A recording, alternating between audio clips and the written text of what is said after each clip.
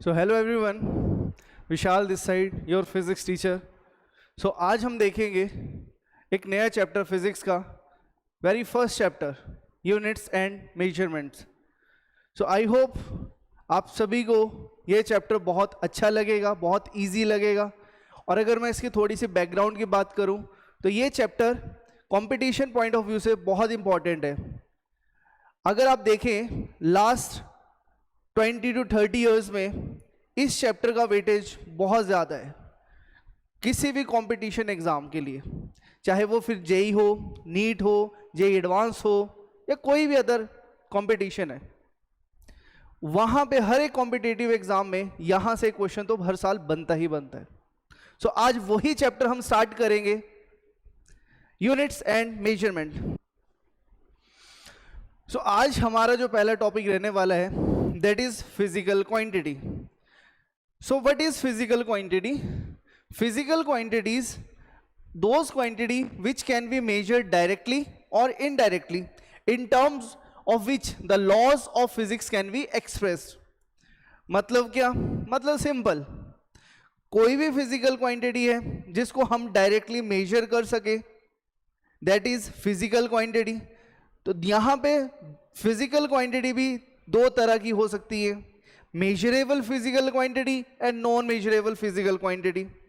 Measurable physical quantity are those quantity which can be measured with the help of some instruments. किसी instrument की help से अगर हम किसी चीज को, किसी भी चीज को अगर हम मेजर कर पा रहे हैं, that is measurable physical quantity. The next one is what? Non measurable physical quantity. What is non-measurable physical quantity? Non-measurable physical quantity are those which cannot measure directly. Like example अगर मैं आपको यहाँ पे देता हूँ तो example ले लीजिए कि गुस्सा, प्यार, कि अब हम कितना गुस्सा है कोई मेजर कर सकता है? कोई डिवाइस है ऐसी? आप बोलोगे नहीं। तो हम कैसे मेजर कर सके? आज मैं कल से ज्यादा गुस्सा हूँ, तो कैसे पता चलेगा कि कल आप कितने ज्यादा गुस्सा थे? आज कैसे कितना गुस्सा हो? क्या आपने कल मेजर किया था आपका गुस्सा? क्या मैं ऐसे बोल सकता हूँ कल मेरा गुस्सा 60% था, आज मेरा गुस्सा 70% है? तो किससे मेजर किया आपने? नहीं ना। तो हम मेजर नहीं कर पाते हैं, that is non measurable physical quantities. So types of physical quantities, there are two types of physical quantities. The first one is fundamental physical quantity and the second one is derived physical quantity. So basically दो तरह की physical quantities हैं हमारे पास, एक fundamental physical quantity, एक derived physical quantity. अब ये होती क्या है इसको हम देखेंगे हम आगे। जैसे कि मैंने बताया, to types of physical quantity, first one is fundamental derived physical quantity. So what is fundamental physical quantity? The physical quantity which is independent of other physical quantity and are not usually defined in term of other physical quantity are known as fundamental physical quantity. Fundamental physical quantity are those quantity which is independent of other physical quantity. वो physical quantity जो किसी दूसरे quantity के ऊपर, इस दूसरे physical quantity के ऊपर डिपेंड नहीं कर रही है, that is fundamental physical quantity. Now question आता है, फंडामेंटल मीन मतलब क्या होता है sir? So what is fundamental? तो फंडामेंटल मैं बहुत बेसिक से आपको समझा रहा हूं, बहुत अच्छे से समझाऊंगा। आप इसको प्लीज अपने कंसंट्रेशन को यहां पे रखिए। अगर साइड में कोई फोन, लैपटॉप ये अगर चल रहा है तो उसको बंद कर दीजिए, दरवाजा बंद करिए, अपने आप को लॉक करिए और यहां पे कंसंट्रेशन को बना के रखिए। आई होप आपको ये समझ आएगा ही आएगा। So what is fundamental? Fundamental is nothing but, किसी भी कोई भी चीज लेते हैं, लाइक एग्जांपल, अगर मैं यहां पे एक एग्जांपल लूं, एग्जांपल में मैं ले सकता हूं एक स्टोन, एक पत्थर है, एक स्टोन है, इसके ऊपर मैं हथौड़ा मार रहा हूं, इसके ऊपर मैंने हैमर यहां पे मारा है इसके ऊपर। सिंपली मैं बोल सकता हूं कि ये जो स्टोन का पीस है, ये स्टोन है, ये यहां पे डिसइंटीग्रेट हो जाएगा, टूट जाएगा। सो अगर टूटेगा, टूटने दो, जो सबसे छोटा पीस होगा, सबसे छोटा पार्टिकल जो होगा, हम उसको कंसीडर करेंगे। This particle is under consideration. So इसको कंसीडर करेंगे नाउ। अब इसके ऊपर फिर से थोड़ा मारेंगे, फिर से टूटेगा, ब्रेक करेगा। अब ये इतने छोटे पीसीज में कन्वर्ट हो जाएगी कि हमें दिखेगा भी नहीं। हो सकता है कि जो हैमर का सरफेस है वहां पे ये स्टिक कर जाए। तो हमें क्या करना है, अब एटॉमिक लेवल पे जाएंगे, तोड़ते जाएंगे तोड़ते जाएंगे तोड़ते जाएंगे तोड़ते जाएंगे। कब तक तोड़ेंगे? जब तक ये टूटना बंद नहीं कर देता है, तब तक तोड़ेंगे इसको।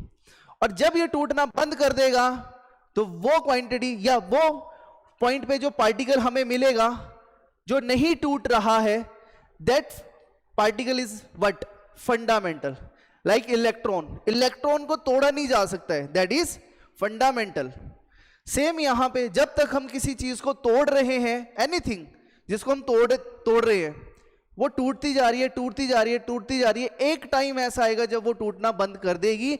उस टाइम पे हम उस पार्टिकल को बोलेंगे that is fundamental. Now next one is derived physical quantity. So what is derived physical quantity? So derived physical quantity is the physical quantity which can be defined in terms of other physical quantities. Very easy.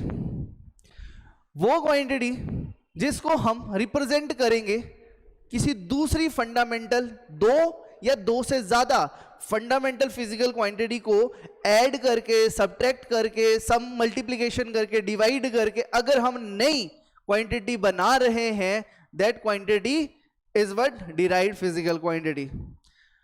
सो यहां पे मैं बोल सकता हूं multiplication, division से जो नई quantity ready हो रही है, that quantity is what? Derived physical quantity. और ये डिपेंडेंट होती है दूसरी फंडामेंटल फिजिकल क्वांटिटी के ऊपर। तो ये दो या दो से ज्यादा फंडामेंटल फिजिकल क्वांटिटी को इस तरह से हम इसको सेट करते हैं, इस तरह से हम कॉम्बिनेशन बनाते हैं कि ये इन फंडामेंटल जो फिजिकल क्वांटिटी है इसको मिला के ये नई फिजिकल क्वांटिटी बन जाए, and that physical quantity is what? Derived physical quantity. So next one is measurement of a physical quantity. Measurement of a physical quantity. To express the measurement of a physical quantity, two things are required. दो चीजों की जरूरत पड़ेगी हमें express करने के लिए, किसको? फिजिकल क्वांटिटी को। एंड वो दो चीजें कौन सी है? वो दो चीजें हैं numerical value of that physical quantity, numerical value of that physical quantity, and the second one is unit of that physical quantity. Very important. अगर मैं आपको बोलूं, यहां पे एग्जांपल लेते हैं, अगर मैं आपको यहां पे बोलूं कि मैं मार्केट गया और मार्केट जाके मैं किसी भी शॉप पे मैं बोलता हूं अंकल को, अंकल मुझे 5 आटा दे दो। अब आप अंकल कंफ्यूज हो जाएगा, 5 आटा क्या मतलब? मैं बोलता हूं अंकल 5 लीटर आटा दे दो। क्या ये कोई सेंस है? Does that make sense? नहीं ना। रीजन बीइंग क्योंकि यहां पे हमने एक यूनिट जो है वो एड ऑन नहीं किया। ठीक है। सो सेम यहां पे भी वही बात हो रही है। फिजिकल क्वांटिटीज, फिजिकल क्वांटिटीज मतलब दो चीजों की हमें रिक्वायरमेंट है यहां पे। First one is the numerical value and the second one is what? Physical unit of that physical quantity. So अगर मैं यहां पे बात करूं लेट, मैं बोलता हूं length of a table, length of a table, later से मैं बोलता हूं 5 मीटर है। Length of a table is 5 metre. तो मैं यहां पे क्या बोल सकता हूं? यहां पे मेरे को इस लेंथ को एक्सप्रेस करने के लिए मेरे को दो चीजों की जरूरत पड़ी, and first one is numerical value and the second one is unit. तो ये न्यूमेरिकल वैल्यू और ये क्या आ गया? यूनिट आ गया आपका। अगर मैं यहां पे बोलूं, क्या मैं इसको किसी दूसरे टर्म में लिख सकता हूं? अगर मेरी लेंथ कांस्टेंट है, अगर मेरी लेंथ कांस्टेंट है तो मैं बोल सकता हूं कि ये जो L है वो कांस्टेंट हो गया। और अगर L कांस्टेंट हो गया तो मैं L is equal to 5 metre ये लिख सकता हूं। या मैं इसको ऐसे भी लिख सकता हूं, 1 metre is equal to how much centimetre? 100, that is 500 centimetre. क्या मैं इसको लिख सकता हूं? तो क्या लेंथ चेंज हो जाएगा? नहीं, लेंथ तो कांस्टेंट है। तो हमने यहां पे क्या किया? यहां पे चेक करना, ये 5 ये मीटर, यहाँ पे 500, ये सेंटीमीटर। तो अगर आप चेक करो तो मीटर क्या है, बड़ी क्वांटिटी है, बड़ा यूनिट है। सेंटीमीटर क्या है, छोटा यूनिट है। तो अगर आप यहाँ पे देख पा रहे हो, अगर ये बड़ी क्वांटिटी है तो यहाँ पे मैग्नीट्यूड क्या है, छोटा, न्यूमेरिक वैल्यू क्या है, छोटी। और अगर यहाँ पे चेक करो तो यहाँ पे यूनिट जो है वो छोटा हो गया, तो साथ में न्यूमेरिकल वैल्यू बढ़ गई। मतलब यहां से क्या सीखा, अगर ये लेंथ कांस्टेंट है तो अगर मैं यूनिट को बढ़ा रहा हूं तो न्यूमेरिक वैल्यू कम होगी, और अगर यूनिट को घटा रहा हूं तो न्यूमेरिकल वैल्यू बढ़ेगी। सही है। सो मैं यहां पे बोल सकता हूं, जैसे आपने पढ़ा भी होगा इसका एप्लीकेशन, अगर फिजिक्स में अगर मैं आपको बताऊं तो आपने ये पढ़ा होगा, PV is equal to nRT। So ये टेम्परेचर अगर कांस्टेंट हो जाता है, टेम्परेचर अगर कांस्टेंट है तो मैं यहां पे क्या बोलता था, PV is equal to what, constant.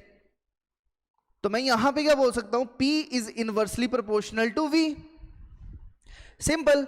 तो मैं बोलूंगा अगर मेरा वॉल्यूम बढ़ रहा है तो मेरा प्रेशर क्या होगा, कम होगा, और अगर मेरा वॉल्यूम कम हो रहा है तो मेरा प्रेशर क्या करेगा, बढ़ेगा। सेम यहां पे भी यही है। तो यहां पे इसको बनाने के लिए, इसको सीखने के लिए, इसको याद रखने के लिए हमें एक फॉर्मूला डिजाइन करना पड़ेगा। तो डिजाइन कर लेते हैं, कोई बड़ी बात तो है नहीं।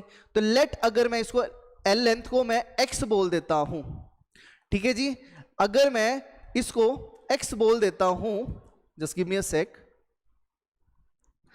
अगर मैं इसको x बोल देता हूं तो ये वाला क्या बन जाएगा, ये क्या है, numeric value, that is n। ये क्या है, यूनिट। यहां पे चेक करो, ये क्या है, ये भी न्यूमेरिक वैल्यू, ये क्या है, ये भी यूनिट है। तो यहां पे अलग है यूनिट, यहां पे अलग यूनिट है, यहां पे अलग मैग्नीट्यूड है, न्यूमेरिक वैल्यू है, यहां पे अलग न्यूमेरिकल वैल्यू है। तो हम इसको भी क्या नाम देंगे, n1, इसको u1, इसको n2, इसको u2। तो यहां से हमारे पास बहुत आसानी से एक फॉर्मूला डिराइव हो गया, that is x is equal to what, n1 u1 is equal to what, n2 u2। So ये हमारे पास फॉर्मूला हो गया, और ये टर्म क्या रहने वाली है आपकी, कांस्टेंट। तो बताओ, कोई टफ लगा, बहुत हलवा है, सिंपल। तो मैं यहां से क्या बोल सकता हूं, n1 u1 is equal to n2 u2 is equal to what, constant. तो यहां से मैं बोल सकता हूं ये कांस्टेंट है। तो सिंपल मैं बोल सकता हूं यहां पे क्या, यहां पे मैं बोल सकता हूं nu is what, constant, nu is what, constant. तो यहां से मैं क्या बोल सकता हूं, n is inversely proportional to u। अब कांस्टेंट कांस्टेंट है, ठीक है, तो ये तो वेरी नहीं करेगा। तो अगर यहां से चेक करो तो numerical value is inversely proportional to the unit. अगर मेरा यूनिट इंक्रीज कर रहा है तो न्यूमेरिकल वैल्यू क्या करेगी, डिक्रीज करेगी। और अगर मेरा यूनिट इंक्रीज कर रहा है, सॉरी डिक्रीज कर रहा है, तो न्यूमेरिकल वैल्यू क्या होगी, इंक्रीज कर जाएगी, वाइस वर्सा। तो अगर मैं इसका ग्राफ देखूं यहां पे, अगर मैं यहां पे इसका ग्राफ प्लॉट करूं, तो मैं ग्राफ में क्या बोल सकता हूं, इसका ग्राफ आ जाएगा कुछ इस तरह से, n और u का। अभी हम देखेंगे बेसिक मैथमेटिक्स में, और आपने बेसिक मैथमेटिक्स अगर देखना है तो उसके लिए अलग से वीडियो होगा।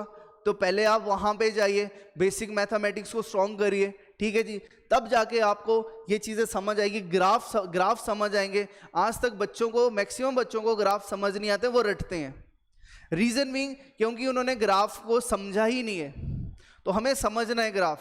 अब ग्राफ को समझने के लिए एक अलग से कोर्स है, एक अलग से सेशन होगा जिसका नाम होगा बेसिक मैथमेटिक्स, जिसमें हम आपको ट्रिक बताएंगे, ठीक है, कि आप बड़ी कैलकुलेशन को छोटे में कैसे कन्वर्ट करोगे, और जहां पे हमें 2 मिनट का टाइम लग रहा है उसको और कम कैसे करेंगे, ट्रिक्स के साथ कैसे करेंगे। क्योंकि देखो बेटा, बात ऐसी है, हम स्टेट एग्जाम, हम स्कूल एग्जाम तो देंगे ही देंगे, तो उसके लिए हमारे पास अलग स्टफ है, अलग कंटेंट होगा।